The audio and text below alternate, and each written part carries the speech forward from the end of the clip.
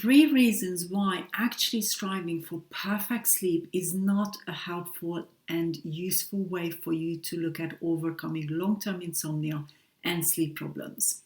The reason I wanted to talk about this in this video because you might actually think that looking at what perfect sleep looks like in somebody else's opinion is one of the incentives or ways that you started to look at your sleep as well. And I see this comparison quite a bit with clients who I work with who have struggled with long-term insomnia. This idea of perfection of sleep actually can become quite detrimental in the process of overcoming your long-term sleep problems and insomnia for years to come. And it can actually hinder your progress.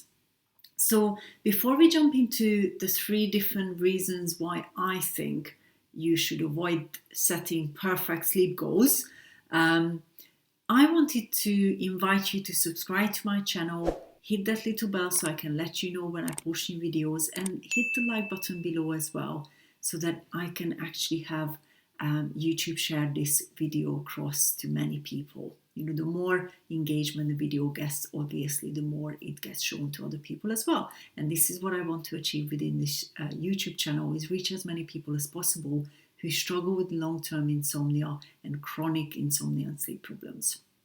Now, if you're new to my channel, welcome. If you're returning, welcome back. Thank you so much for your continuous support. My name is Beatrix Schmidt. If you didn't already know that, I'm a sleep coach, a professional speaker, and the creator of the Sleep Skills for Life program, which is my way of helping people like you to finally overcome their long-term or chronic insomnia and sleep problems. And it's very much about developing those practical tools and techniques that will help you to make sure that you consistently sleep well for many, many years to come. So if you're interested, details are below. Feel free to go and check it out. Now let's come back to the 3 reasons why setting this goal of perfect sleep is just not going to help you. So the first reason is physically, there is no perfection. That is one of the main reasons. And when you actually understand that, when you understand that there is no perfection when it comes to sleep, straight away, pretty much most clients that I've worked with over the years have actually realized that it's a lot more relaxing thought of not even aiming for perfection.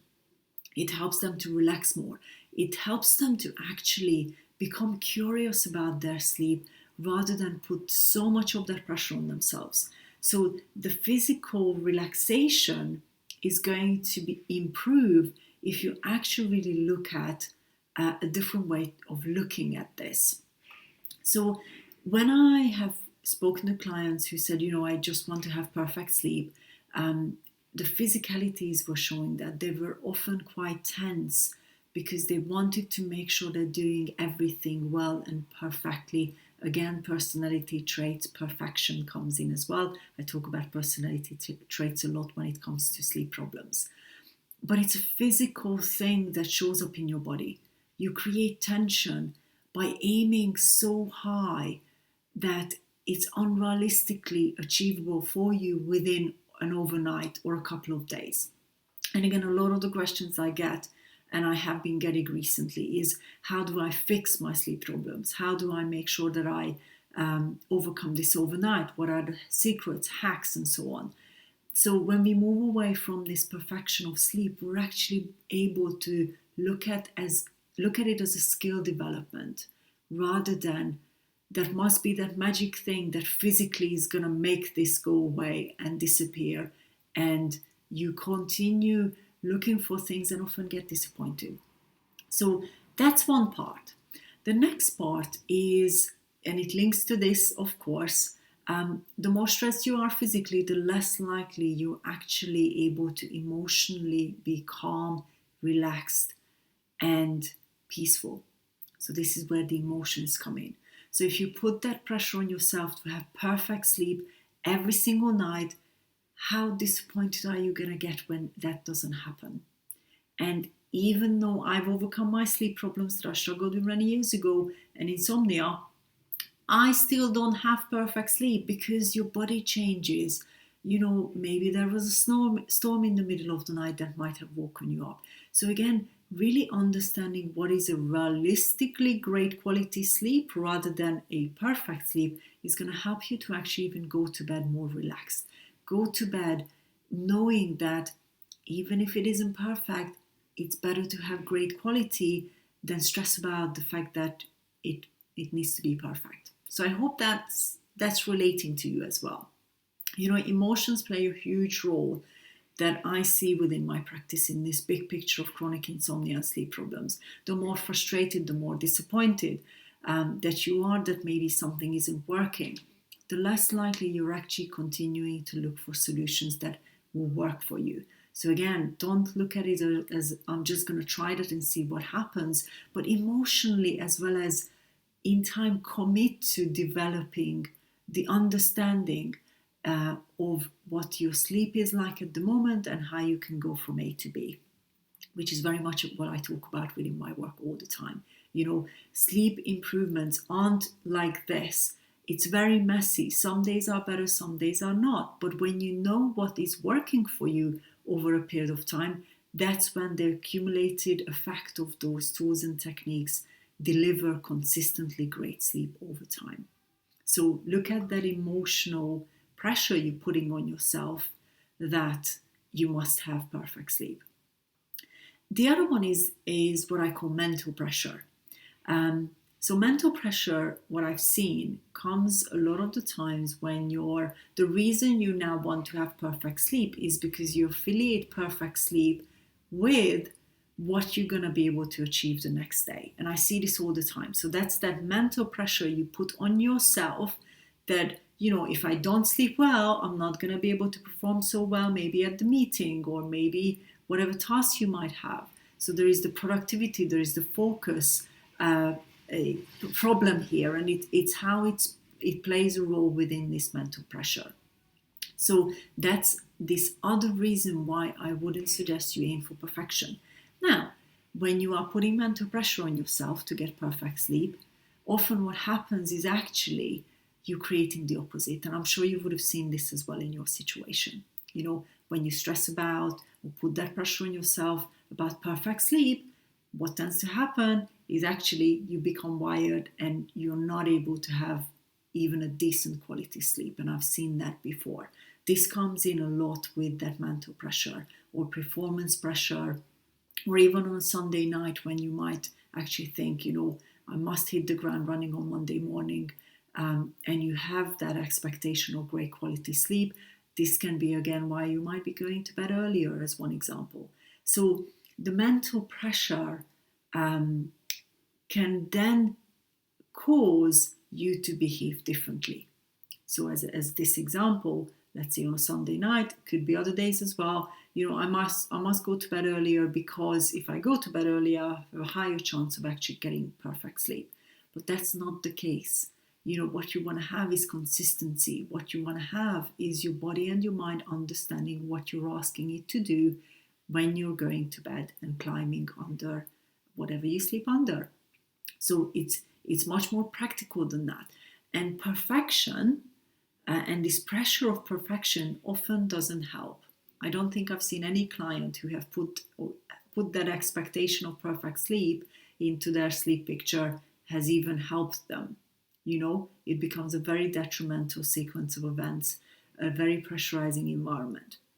Now, opposite to that, if, like I said, you approach your sleep and overcoming your long-term sleep problems with this idea of curiosity, you're going to be able to extract what is working for you truly rather than think it's working for you and then you're guessing.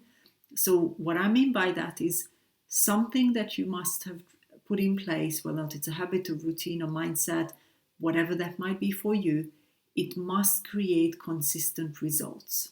If it doesn't, you might be missing a point. So again, putting that perfection of sleep into the picture means that nothing ever can actually help you to build on a plan. So if you think sleep must be perfect and you try one thing for 1 or 2 nights and it doesn't work, you might throw that away, but actually maybe it would have taken 7 to 10 days for it to start having an effect. So can you see how this pressure of perfect sleep can actually take away a lot of that intelligence that you can discover through learning practical tools and techniques? So this is why whenever I speak to a client who starts working with me, whether or not it's one-to-one or in my group program, we always look at setting a realistic sleep goal. It doesn't mean you can't have great quality sleep consistently. It just means that it actually gives you the stepping stones that can help you to then develop a higher quality sleep rather than go from 0 to perfection, which almost never happens. So look at setting a more realistic goal and work towards it. So don't just think, okay, so tonight I'm gonna aim for, let's say, fall asleep within 15 minutes, but you're not doing anything about it. The goal or that aspiration you have for your sleep also needs to be followed by practical, consistent action and making sure that whatever you're doing is relevant to the sleep problems that you have. And again, a video I recorded when I talk about the 3 different factors can help you figure out what might be the root cause of your problems as well. So check that video out if you haven't heard of these different factors. So that's what I wanted to talk to you about today with this pressure of perfection when it comes to sleep. And again, great quality sleep can happen. But even for me, it's never perfect because your body changes all the time. What you live through life changes all the time. It's more of this continuous learning and skill development that can really help you to develop what pretty much is going to be a very high, good quality, consistent sleep for many years to come, which some people might think of perfection, but it's not. It's, you know how it happens. You know what it's going to take for you to develop that and continuously keep it in place. So I hope this video has helped you to maybe reframe this idea of perfection when it comes to sleep. You know, aim high. Yes, you can overcome sleep problems and chronic insomnia, but perfection isn't going to help you with it. And I see this with clients all the time. So if you're interested in looking at what this sleep goal might be for you, then obviously I would love to invite you to either join my program or come and have a chat with me. I do offer limited complimentary sessions to discuss your sleep problems, but please make sure that it's not a one-off. So my complimentary sessions are very much for people who have struggled with long-term chronic insomnia and sleep problems. So you can find the details below. And I'm really looking forward to discussing what your sleep goals are. Pop them in the comments below. Maybe also tell me how this perfection of sleep has actually created some negative things. Has it created maybe some anxiousness or maybe some mindset changes that you are now starting to put pressure on yourself even more because you thought that sleep needs to be perfect? So thank you so much for watching. I'm looking forward to seeing your comments below. Hit the like button below if you liked what I've talked about today, the 3 different things that I've broken down in this video. And don't forget to subscribe and hit that little bell as well so I can let you know when I post new videos in the coming weeks. Thank you so much for watching.